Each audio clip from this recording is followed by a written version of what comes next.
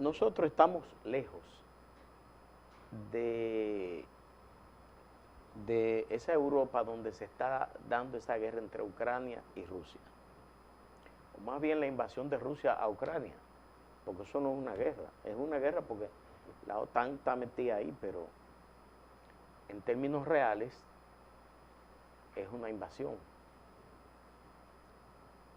Y a pesar de lo lejos que estamos de Ucrania, los efectos de esa guerra nos han dado muy duro desde hace un año que empezó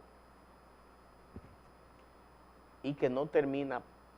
Así decía el secretario general de la ONU, Antonio Guterres, que en el corto plazo no se ve una solución a esa guerra. Pero tampoco desde este plano, uno que nada más es periodista y no tiene los niveles de información y de influencia del secretario general de la ONU, tampoco ve. Es más, yo lo que veo es un agravamiento de la crisis, una extensión de la crisis. Y cuando la humanidad debería de estar buscando forma de parar esa brutalidad, esa locura, esa insensatez, lo que se habla es que cada vez la guerra se va a complicar más. Y ahora vemos que Estados Unidos, fuerzas militares de Ucrania van a viajar a Estados Unidos para aprender a manejar los misiles estos Patriot. O sea que si están en eso es porque todavía se espera que la guerra se extienda. Pero además hay una lista, las armas más letales y modernas de estos tiempos se las están enviando a Ucrania. Y de paso, los países desarrollados como China, Estados Unidos, Europa, están aprovechando Japón para sustituir sus almacenes, todas las armas que tienen en almacenes, porque esa es una de las partes. Hay un importante autor que dice que lo importante de la guerra no es la cantidad de gente que matan, ni las armas que usan, sino la deuda que le queda con los bancos a los países que participan en esa guerra. Y entonces, esa es la parte más importante de las guerras. Entonces, estamos viendo que los países, esos países desarrollados, han vaciado prácticamente sus anaqueles de grandes armamentos. Ya las únicas armas que no han usado son las nucleares. Y entonces eso ahora implica que todos esos países van a empezar a renovar sus almacenes. Y eso implica una inversión de cada uno de los estados. De hecho, a mediados del año pasado se anunció que las grandes potencias estaban aumentando el nivel de gasto en armas. Por ejemplo, Estados Unidos gastaba unos 750,000 millones de dólares anuales, una cifra astronómica que una república bananera como esta en 1000 años no la ve. Estados Unidos lo gasta en un año en armamento. Pero usted se pone a ver, China, que gastaba 250,000, subió a 300,000 y pico, a 300,000 millones y pico el gasto militar. Y todos los países aumentaron, y no es ocioso recordar que cuando Donald Trump era presidente, Donald Trump obligó a los países de la OTAN a subir su colaboración a la OTAN. Pero todos esos países ahora también están aumentando el gasto en armamento. Entonces, cuando el mundo debería de estar pensando, cuando el mundo debería estar calculando, cuando el mundo debería estar estudiando cómo superar el principal riesgo de extinción que tiene la humanidad, que es el cambio climático, estamos involucrados en una brutal guerra que está diezmando a un pueblo, que está diezmando a un país. Este periódico dice: armamento suministrado a Ucrania. Ucrania ha recibido más de 4.000 vehículos blindados, piezas de artillería, aviones y otros sistemas de armamento de sus aliados como ayuda para combatir a Rusia, y los miembros de la OTAN enviarán más armas. Estados Unidos, 18.000 millones de dólares. Alemania, 4.126 millones de dólares. Rumanía, 3.500 millones de dólares. Polonia, 2.319 millones. Canadá, 1.207 millones. Holanda, 837.000 millones. Italia, 471 millones. Letonia, 300 millones. Turquía, 275 millones. Estonia, 272 millones. Francia, 219 millones. Australia, 218 millones. Noruega, 193 millones. Dinamarca, 176. Un total de 32.380 millones de dólares. Oigan todo el dinero que esos países están aportando para la guerra en Irak, en Ucrania. Pero sucede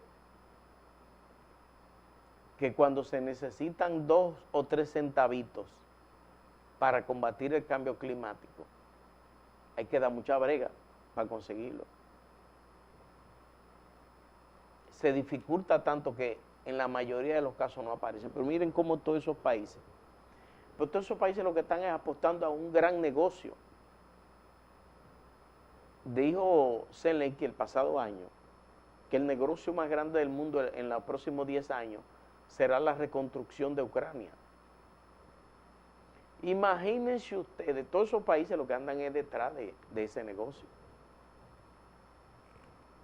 Imagínense ustedes lo que va a implicar la reconstrucción de Ucrania, pero además todos esos países van a renovar por ejemplo, Rusia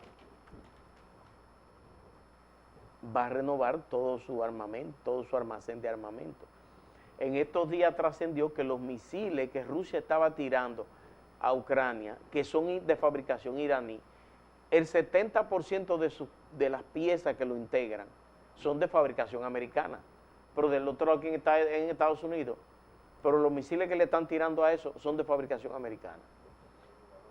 O sea que Estados Unidos es juez y parte en la guerra. Pero esos son los negocios de las grandes potencias del mundo.